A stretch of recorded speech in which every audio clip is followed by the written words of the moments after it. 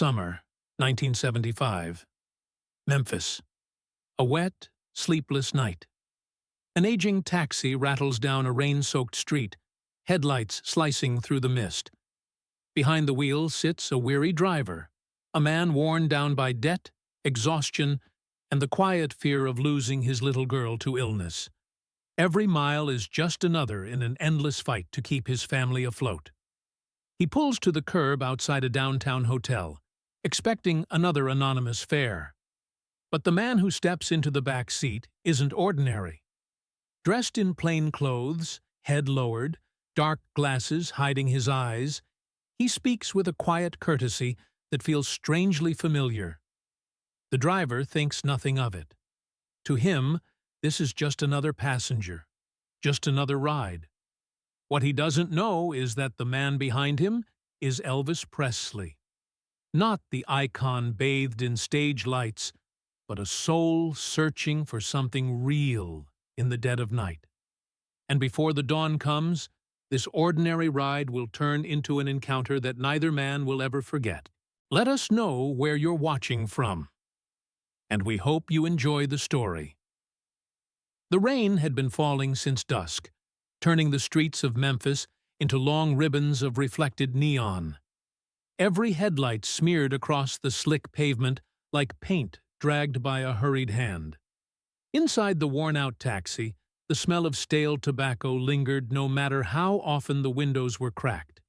The driver, Charles "Chuck" Morgan, kept his eyes on the road, fighting the weight in his eyelids that came with every night shift. He had 3 more hours to go before he could think of crawling into bed. The dispatcher's voice had come through the radio half an hour earlier with a call from one of the downtown hotels.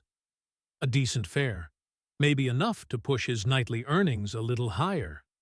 Chuck had picked up from that hotel before. Executives, gamblers, traveling salesmen. He had never given it much thought.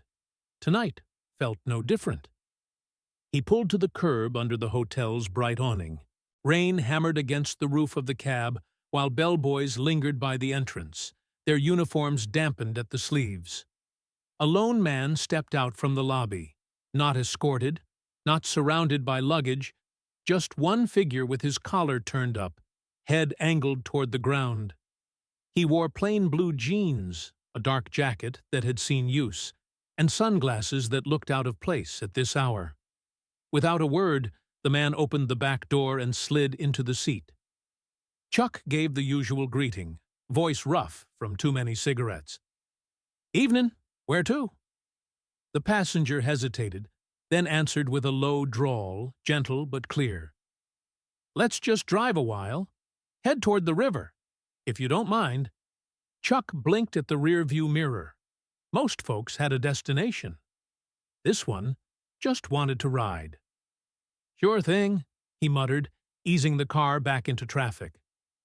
For several minutes, the cab filled only with the hiss of tires on wet asphalt and the occasional squeak of wipers across the windshield. Chuck stole a glance at his rider. The man's posture was relaxed, one hand resting against his chin as though he were lost in thought. Nothing about him screamed wealth or importance. Just another night traveler. Then the voice came again, smooth and polite. "You work these hours often?" "All the time," Chuck said. "Somebody's got to keep the wheels turning after dark." He chuckled, though it carried no humor. The man leaned forward slightly. "That must be hard. Do you have family waiting at home?" The question caught Chuck off guard. Most passengers buried themselves in silence or small talk about the weather. Few cared enough to ask about his life. "Yeah," he said after a pause. "Wife, little girl. She's sick, though. Costs pile up faster than I can count. My wife took a night job, too, just to keep us afloat. Feels like we barely see each other anymore." The passenger nodded slowly, eyes hidden behind those dark lenses. "I'm sorry to hear that. Must weigh on you." His tone wasn't pitying, just quietly sincere, like someone used to carrying burdens of his own. Chuck tightened his grip on the steering wheel. Talking about his daughter's illness usually left him bitter, but somehow this stranger's manner drew the words out. Doctors want us to try a treatment. Insurance doesn't cover it. Every mile I drive feels like I'm still 10 steps behind. For a long stretch, the man said nothing. The city lights rolled by, diners glowing in red neon, the hum of old street lamps, figures hurrying under umbrellas. Finally, the passenger spoke again, his voice almost contemplative. Sometimes we fight and fight, thinking we're losing ground. But you never know who might be listening, or who might care. Chuck frowned, glancing at him again through the mirror. The way he said it wasn't casual. There was a gravity in his tone. The stranger shifted, resting his head against the window as the cab rolled past shuttered storefronts. "What music do you like?" he asked suddenly. Chuck let out a tired laugh. "Music? I don't have much time for it anymore. Used to listen to a lot of old gospel and country when I was younger. These days I just hear the radio commercials. Gospel," the man repeated softly, as though tasting the word. His lips curved into the faintest smile. "That's good for the soul." Then, so quietly that it might have been mistaken for a hum at first, he began to sing a few lines. Not a full song, just a fragment. The sound filled the cab, warm and resonant, like honey poured over gravel. It wasn't loud, but it carried a depth that made Chuck's chest tighten. Something about it was startlingly familiar, though he couldn't place it. He cleared his throat, embarrassed by the sudden rush of recognition he couldn't name. "You've got a decent voice," he said, as if brushing it off. The man chuckled lightly. "I've sung a little here and there." Outside, the rain eased, leaving the city glazed with reflections. Chuck drove on, still trying to shake the strange feeling that his passenger's voice belonged not to a stranger, but to a memory. He couldn't pin it down, so he let it slip away. Yet, as the ride continued, he realized something unusual. He wanted to keep talking to this man. The fatigue in his bones hadn't vanished, but it felt lighter. And in the hush of that cab, with the smell of tobacco and wet asphalt around them, the ordinary night had begun to feel like anything but ordinary. The cab glided through the dripping streets like a boat on dark water. Chuck had expected the ride to end within a few blocks, but the passenger's request to just keep driving had shifted the night into unfamiliar territory. The idea was unusual, but the pay would be good, and there was something about the man's quiet presence that made Chuck curious.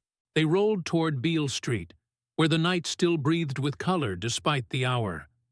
The rain had thinned into a mist, leaving storefronts gleaming and puddles catching every glimmer of neon. Saxophones wailed faintly from a club doorway, mingling with laughter that spilled out before being swallowed by the damp air.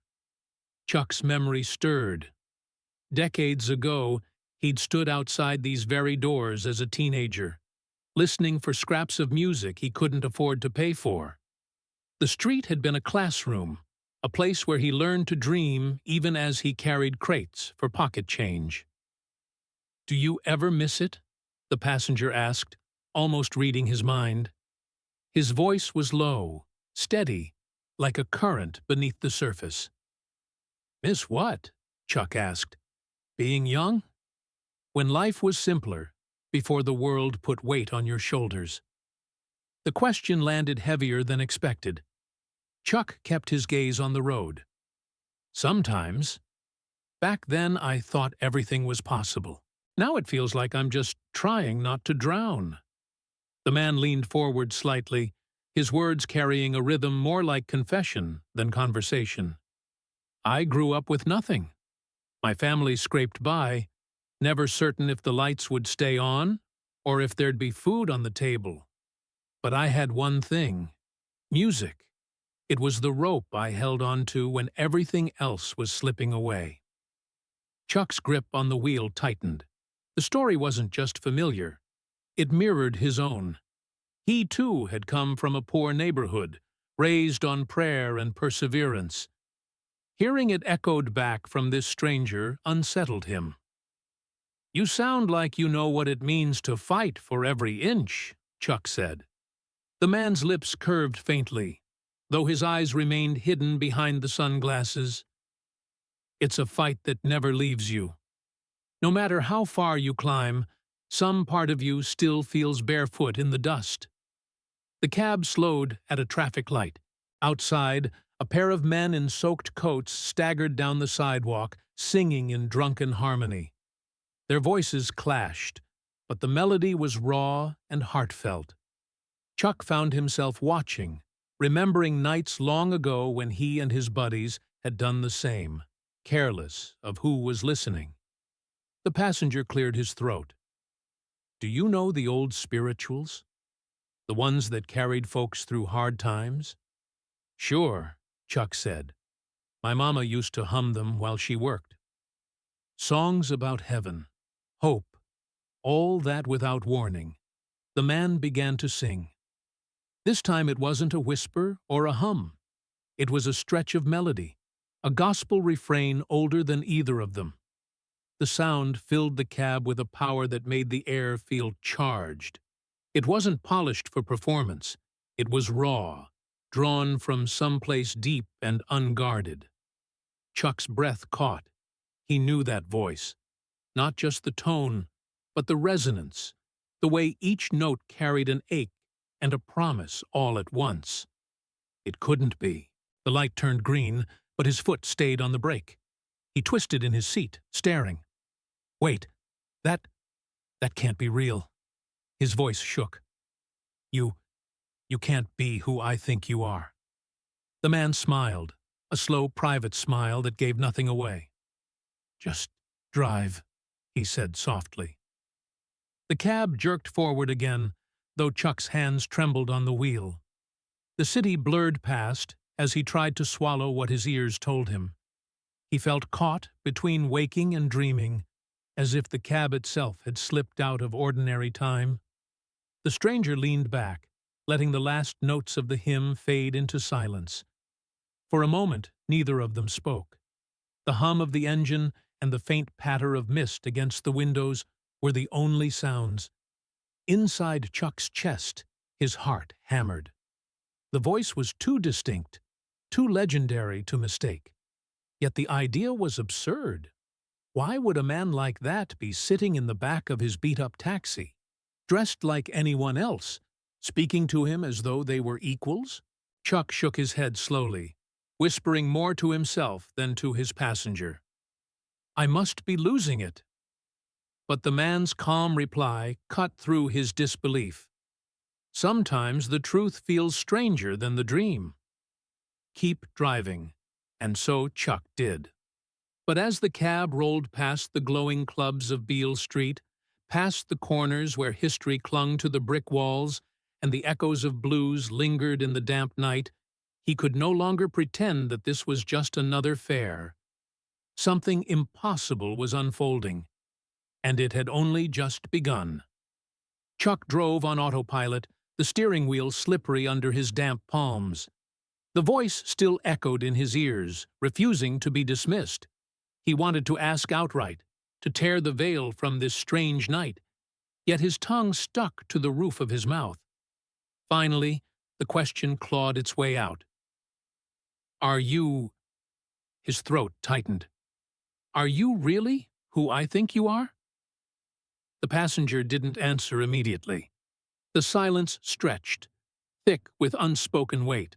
Streetlights slipped by, washing his face in alternating flashes of gold and shadow. At last, he spoke, not with the swagger of a performer, but with the hushed cadence of a man admitting a secret. "Yes," he said, "but tonight, I'd rather not be him. Tonight I just want to be a man who can talk without being chased." Chuck's stomach dropped. His guess, impossible as it seemed, was true. Elvis Presley was sitting in the back of his taxi. The same figure whose voice had filled radios, whose face covered magazine racks, whose very name stirred crowds into hysteria. And yet, here he was, hidden in plain clothes, seeking anonymity in the back seat of a cab driven by a weary stranger. Chuck gripped the wheel tighter, his mind whirling. He expected to feel awe, maybe fear, but what washed over him instead was something unexpected: closeness. The man behind the glasses wasn't a glittering icon right now. He was someone stripped bare of spotlight and expectation, a soul tired of carrying too much weight. Elvis leaned forward slightly, his tone gentler now. Fame. It's a strange thing. People think it's all light and glory. They don't see the nights you spend alone, wondering if anyone around you loves the man, not the name. Chuck swallowed hard. I can't imagine what that's like. You can, Elvis countered softly. You just told me about your little girl, your wife, working nights, you trying to keep everything together. You feel invisible sometimes, don't you? Like nobody sees what it costs you just to keep moving forward. The words landed like a stone in Chuck's chest. He had never thought anyone, least of all this man, could put his struggles into such precise language. I feel that way every day, Elvis admitted. His voice cracked slightly, stripped of the velvet polish audiences knew. Crowds cheer, flashbulbs blind me, people scream my name, and I've never felt lonelier. I've got rooms full of people, yet I go to bed not knowing who I can trust, not knowing if I matter as a person, not just as an image. Chuck stared at the blur of neon outside the windshield, his mind caught between disbelief and empathy.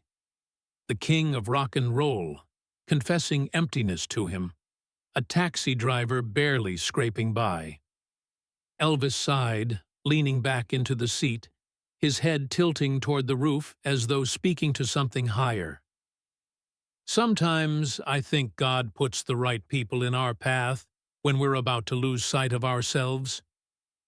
Maybe that's why I climbed into your cab tonight.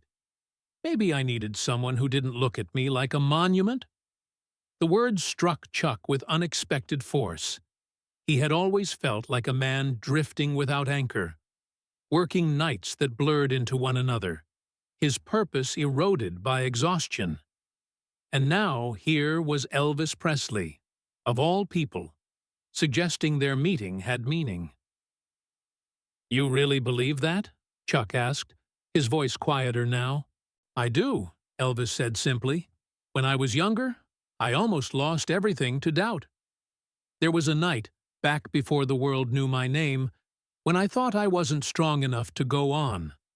I remember standing in a dark room, thinking maybe the world would be better off without me. Then my mama walked in. She didn't know what I'd been thinking, but she put her hand on my shoulder and started to pray. That prayer saved me, reminded me I was meant for something. I never told anyone that before. Chuck felt his throat tighten. The confession wasn't for the newspapers, wasn't for fans screaming in arenas. It was raw and private, entrusted to him as though he were the only one capable of carrying it. Elvis lowered his voice further. Even now, I get nights where I feel that darkness creeping back. Nights when the music and the fame don't fill the hole. And tonight, I just needed to talk to someone who wouldn't try to fix me or sell my secrets. Someone who'd just listen. Chuck didn't know how to respond. He wasn't used to being on the receiving end of such vulnerability. He cleared his throat. You're talking to the wrong man if you want wisdom. I can barely hold my own life together. But Elvis smiled faintly, not unkindly. That's exactly why you're the right man. You know what it feels like to struggle, To love your family so much it hurts. To carry a burden that feels too heavy. You know the truth most folks overlook. The cab turned down a quieter street, away from the neon glare. The rain had almost stopped, leaving only the occasional drip from overhanging roofs. Inside, the taxi felt like a sealed world of its own, a confessional booth on wheels, where secrets hung in the air like smoke. Chuck's disbelief had begun to shift into something steadier. Yes, it was unreal that Elvis Presley was speaking to him. But the man in his back seat wasn't a legend tonight. He was flesh and blood, fragile and searching, with a voice that shook not because of music, but because of truth. As the silence stretched between them, Chuck realized something he'd never forget. This ride was no accident. The city thinned as they drove farther from the neon glare. Storefronts gave way to quiet blocks, where houses leaned tiredly against one another, porches sagging, paint peeling under years of southern humidity. The rain had nearly stopped, leaving the streets slick and reflective, every lamp mirrored in long golden streaks. Chuck wondered why Elvis directed him this way, toward the older parts of Memphis that most fares avoided. "Turn left here," Elvis murmured, his voice carrying a note of memory rather than command. The taxi rolled into a narrow street, lined with modest brick homes. The neighborhood looked worn but alive, clotheslines sagging between backyards, bicycles rusting by fences, stray dogs padding across the road. For Chuck, it was the kind of place he'd grown up in, where everyone fought to make ends meet but still found time to sit on porches at dusk, strumming guitars or humming old hymns. Elvis pressed closer to the window, peering out as though he were trying to catch fragments of his own childhood in the shadows. "This is where I came from," he said softly, "where every dream I ever had was planted. Small rooms, cracked floors, a mother who gave everything she had just so I could believe tomorrow might be better." Chuck slowed the cab, giving him time to look. The man's tone had changed. Gone was the weariness, replaced by something gentler, almost reverent. "There," Elvis said, pointing to a squat building whose paint had long since faded. "That church. I stood there one Sunday, just a boy trembling, and sang in front of people for the first time. I didn't know then how much it would shape my life. I only knew my mama's eyes were on me, and I didn't want to let her down." The image hung in Chuck's mind, a young boy in patched clothes, voice shaking, while a congregation leaned forward, sensing something extraordinary. The idea that the man beside him had begun here, in a place so ordinary, made the legend seem at once more human and more miraculous. Elvis's gaze drifted to another corner, where a group of teenagers huddled under an awning, their laughter breaking the silence of the early morning. One boy tapped a rhythm on an empty crate, while another strummed a battered guitar. Their voices rose in rough harmony, the sound raw and alive. "Stop here," Elvis said suddenly. Chuck pulled the cab to the curb. Elvis opened the door and stepped out, the wet pavement glistening beneath his boots. The teenagers looked up warily at the stranger in the dark jacket and glasses, but then continued playing, unconcerned. Elvis lingered a moment, then, almost on instinct, began to hum along. His voice slipped into their melody, not overpowering but weaving itself through theirs with seamless ease. Chuck sat frozen behind the wheel. He was watching something that felt unreal. Elvis Presley, the most famous singer alive, blending his voice with a handful of kids who had no idea who he was. To them, he was just another passerby, a man with a strong voice who joined in for the joy of it. The harmony deepened, the street corner turning into an impromptu stage without fanfare or spotlight. Elvis's shoulders relaxed, as though, for this brief moment, he had shed the weight of fame. He wasn't the king. He was just a man remembering what it felt like to sing for nothing more than the sheer pleasure of it. When the song ended, one of the boys grinned. "You got a voice, mister." Elvis chuckled, tipping his head slightly. "So do you." He clapped one of them on the shoulder before stepping back toward the cab.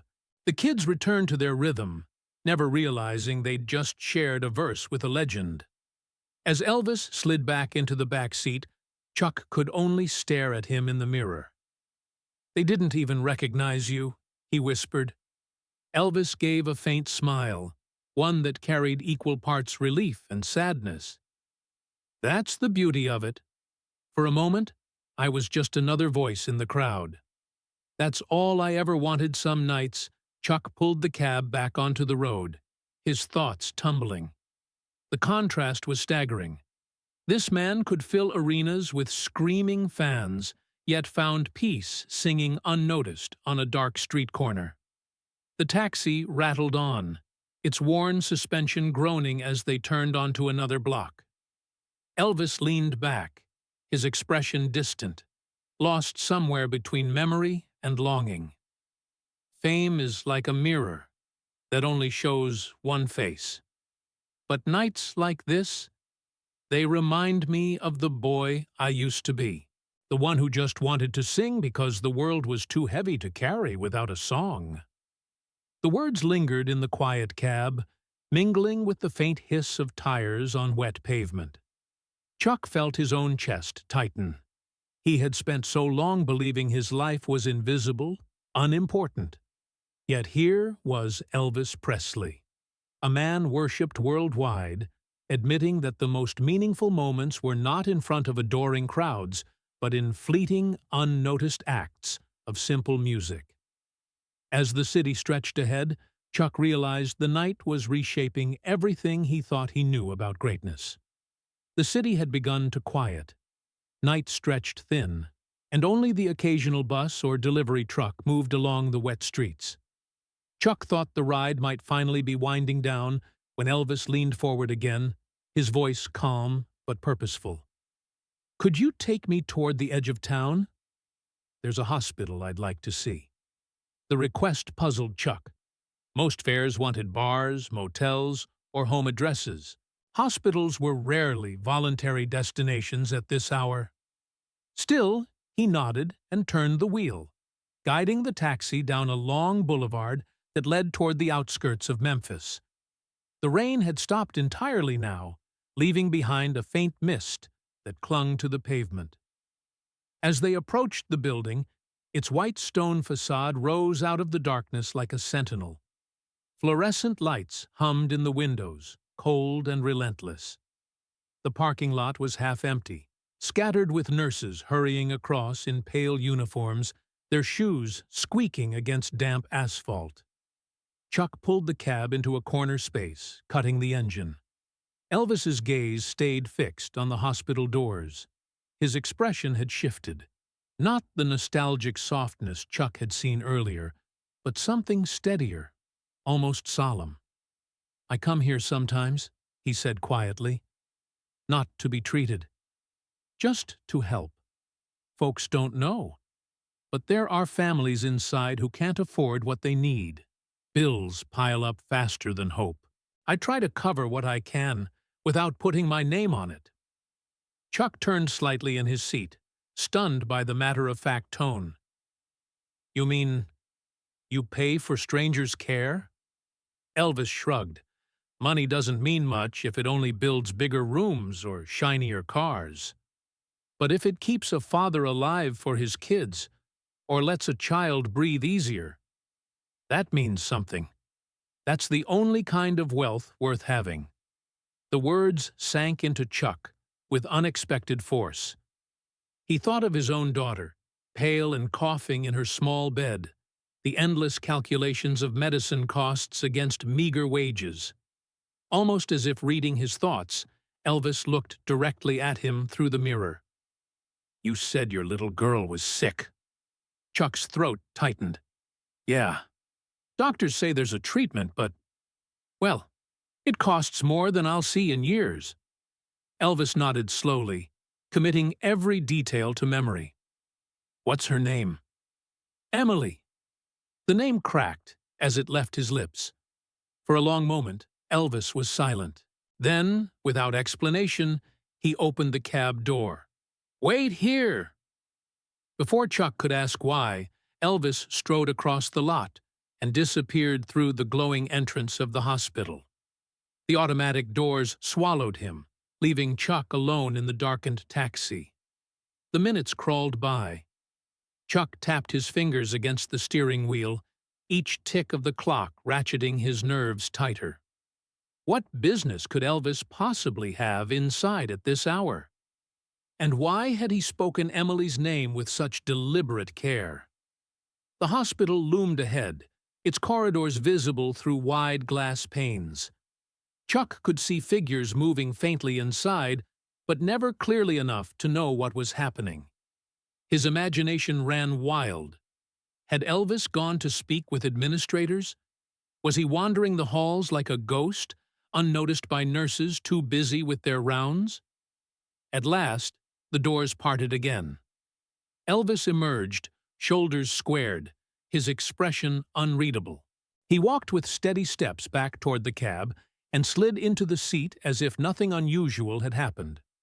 Chuck searched his face for clues. "What was that about?" he asked, voice tight. Elvis simply settled back, his gaze distant. "Sometimes," he said, "we're given the chance to do a little good. All we can do is take it." Chuck frowned, still baffled. "And what about my daughter?" Elvis turned his head, and for the first time that night, the lenses of his dark glasses reflected the glow of the hospital lights so clearly that Chuck couldn't see his eyes. His voice was soft, but certain. "Everything will be all right. Sometimes you just have to trust." The cab fell into silence as Chuck restarted the engine. His hands trembled on the wheel, not from exhaustion, but from the eerie sense that something profound had just occurred. Something invisible yet powerful, like a current passing beneath the surface of the night. As they pulled away from the hospital, Chuck couldn't shake the feeling that he had just witnessed an act no newspaper would ever print, no biography would ever record. It was as if he'd glimpsed a secret side of a man known to the world, but known truly by almost no one. The taxi rolled back into the sleeping city, headlights carving paths across the glistening asphalt. And though the cab looked the same, smelled the same, rattled the same, Chuck felt as if he were driving through a different world entirely, one where miracles might take root quietly, without fanfare, in the middle of an ordinary night. The city was still asleep when the cab eased back into its rhythm, gliding down near empty streets that glistened from the night's rain. The neon hum of Beale Street was long behind them, replaced by the hushed calm of residential blocks and warehouses closed until daylight. Inside the cab, the air felt different, not heavy, but charged, like the quiet that lingers after a confession has been spoken. Chuck no longer noticed the cracks in his windshield or the rattle in the suspension. The cab itself seemed transformed, as though the conversation it contained had turned it into something sacred. He glanced into the rearview mirror, seeing Elvis half in shadow, half in the pale glow of streetlights. For all his fame, the man looked almost weightless now, as if unburdened by speaking truths rarely shared. It was Elvis who broke the silence first.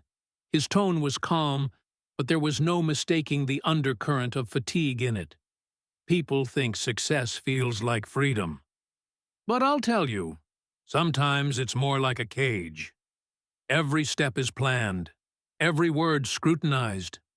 You start wondering if the world sees you at all, or just the crown they've placed on your head." Chuck gripped the wheel tighter.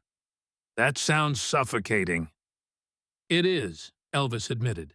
He leaned forward slightly, his voice lowering, as though confessing to the night itself.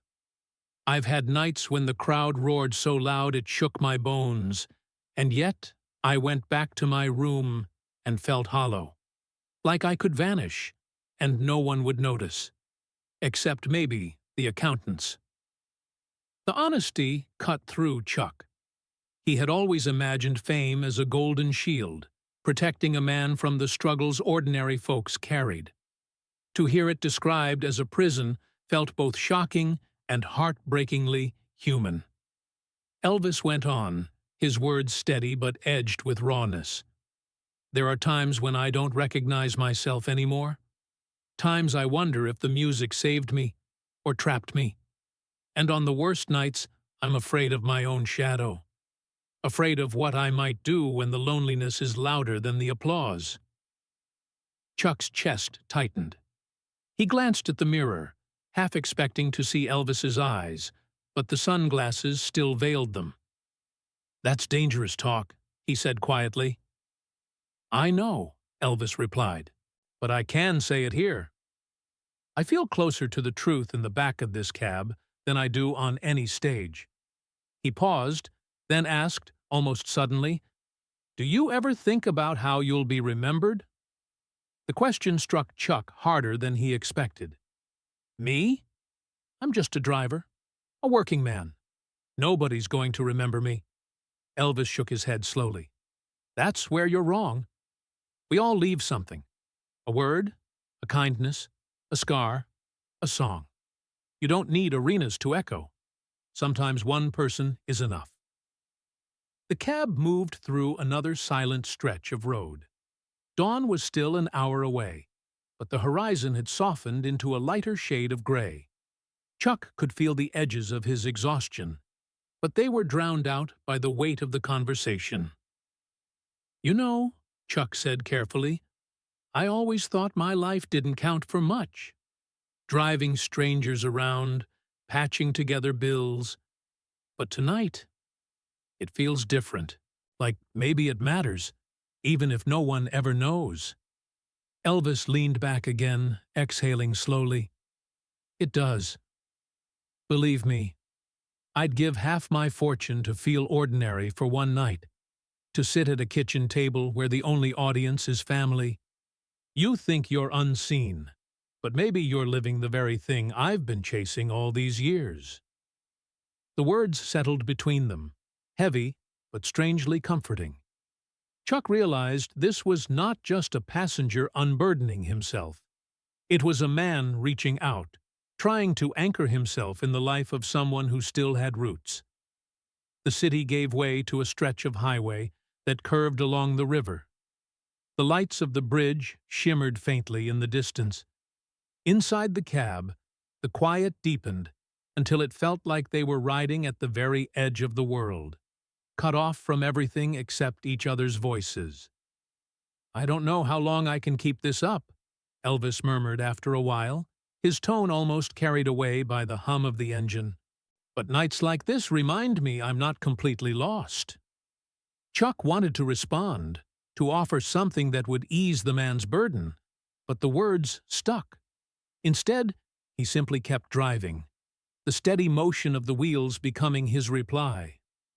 Outside, the first faint streaks of dawn teased the horizon, and in that fragile space between darkness and morning, the two men, one a weary cab driver, the other a world icon, shared something beyond titles, beyond roles.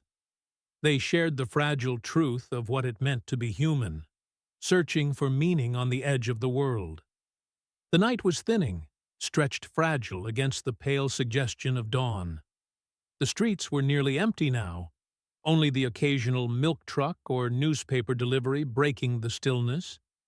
The cab's headlights carved narrow paths through the quiet, illuminating puddles that looked like forgotten fragments of the sky. Chuck felt his body aching from hours behind the wheel, but his mind refused rest. He had heard confessions he could never have imagined, secrets no paper would ever print. The silence between him and Elvis wasn't uncomfortable now. It felt charged, as if both men were aware that their strange journey was approaching its end. In the back seat, Elvis shifted, reaching into the inside pocket of his jacket. For a moment, Chuck thought he was retrieving money, but what he pulled out was something smaller and far more personal. A pocket-sized notebook, worn thin, its corners bent, the leather cover faded from years of use. Elvis held it carefully, almost reverently, thumbing through its pages. Chuck caught glimpses of cramped handwriting, lines scrawled in ink, some neat, others rushed as though written in the dark. It didn't look like something meant for public eyes. It looked like a man's private ledger of his soul. After a long silence, Elvis read aloud, his voice low but steady.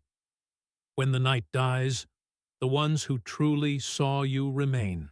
Not the crowds, not the papers, just the few who glimpsed the man inside." The words hung in the cab, heavier than any lyric Chuck had ever heard on a record. He realized this wasn't a performance. These were words no one else had ever been meant to hear. Elvis looked up from the notebook, meeting Chuck's gaze in the rearview mirror. For once, there was no barrier. The glasses caught a shaft of light, just enough for Chuck to see his eyes. They were weary, yes, but also open, stripped of the defenses that fame demanded. Without warning, Elvis tore a page from the notebook. The sound was startling in the hush of the cab. Paper tearing, deliberate, and final. He held it out toward the front seat. "Take this." Chuck blinked, startled. I can't." "That's yours?" Elvis shook his head. "It's just words on paper. But they're mine, the truest ones I've ever written.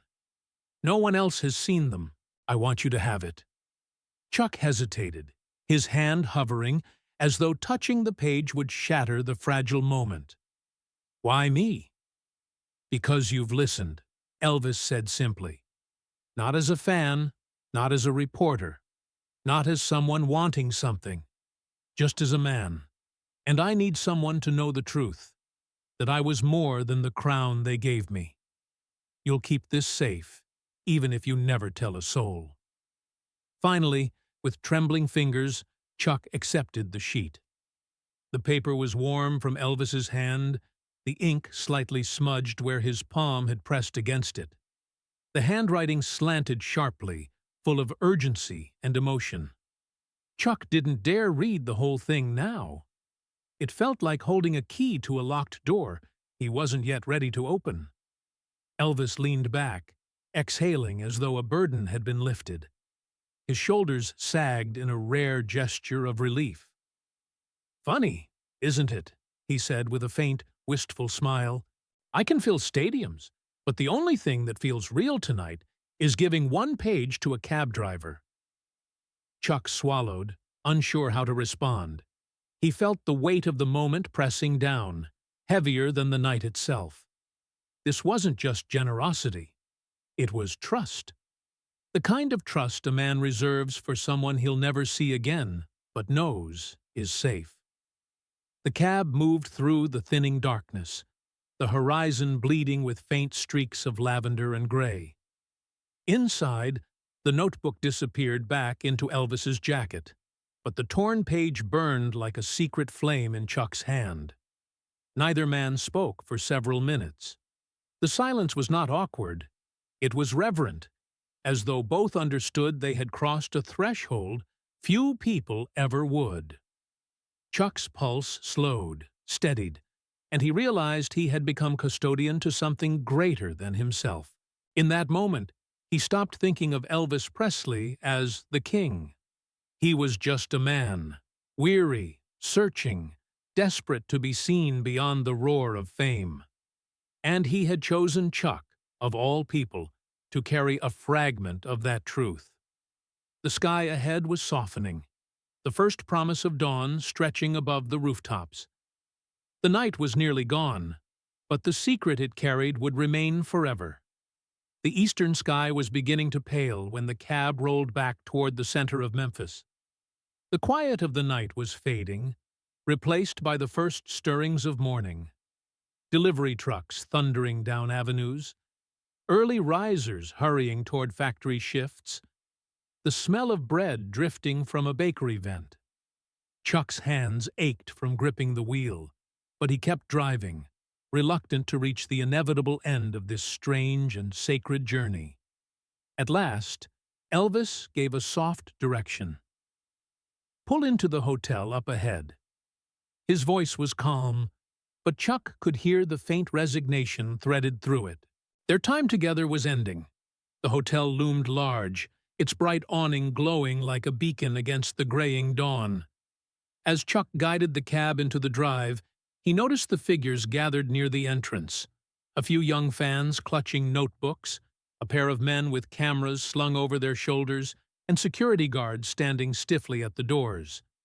Even at this hour, the outside world was waiting for Elvis, eager to reclaim the man Chuck had met in private. The car slowed to a stop. Elvis reached for the handle but paused. For a moment, his face was still, almost boyish in its vulnerability. Then the mask slid back into place. He straightened his shoulders, his chin lifted, and when he stepped out of the cab, it was not the weary, confessional man Chuck had come to know. It was the king, radiant, composed, every movement practiced. The reaction was instant. The small crowd erupted in cries and flashes, voices calling his name, hands stretching forward. Cameras clicked furiously, catching every smile, every wave. Elvis's face shifted into the public expression he had worn for decades. Warm, confident, untouchable. Chuck sat frozen in the driver's seat, stunned by the transformation. Minutes ago, he had seen a man strip himself bare, exposing loneliness and doubt. Now, before his eyes, that same man wore his crown with flawless precision, as though the night's honesty had never happened.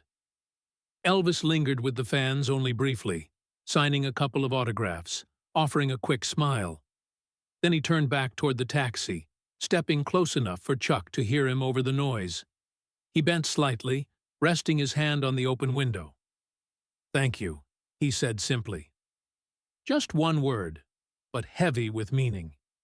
His gaze held Chuck's for an instant, not as a celebrity to a fan, but as one man to another who had shared something no one else would understand.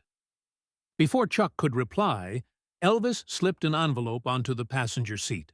Without waiting for protest, he turned and walked toward the hotel doors, the guards parting to let him through. The crowd surged forward, their shouts rising, their cameras firing, until he vanished inside. Chuck stared at the envelope, his chest tightening. The noise of the crowd seemed distant now, muffled by the pounding of his own heartbeat. With hesitant fingers, he tore it open. Inside was a thick stack of bills, more money than he had seen in one place in years, enough to pay for Emily's treatment, enough to ease every debt that had been strangling his family. But the money wasn't what made his breath hitch. Tucked among the bills was a folded slip of paper. He opened it carefully and read the words written in a familiar hand. "Sometimes we meet for reasons we don't yet understand. Trust that this was no accident." Chuck's throat tightened. He pressed the paper flat against the steering wheel, his hands trembling. The night had already felt surreal, but this was something holy, something beyond chance. He thought of Elvis's voice, the hymns hummed softly in the cab, the confession about loneliness, the torn page from the notebook. And now this message, a final seal on a night that would never leave him. Outside, the crowd's cheers echoed against the hotel's stone walls. The flashbulbs continued to burst. For them, Elvis was untouchable, a star stepping into his kingdom. But for Chuck, sitting in the quiet of his battered taxi. Elvis was something else entirely. A man who had trusted him with his truest self, and who had changed the course of his life in a single night. Chuck folded the note carefully, tucking it into his pocket, as though it were more valuable than the stack of money. The envelope lay heavy on the seat, but the words weighed even more, burning into his heart with a permanence he could not explain. The world outside roared with the noise of fame. Inside the cab, there was only silence.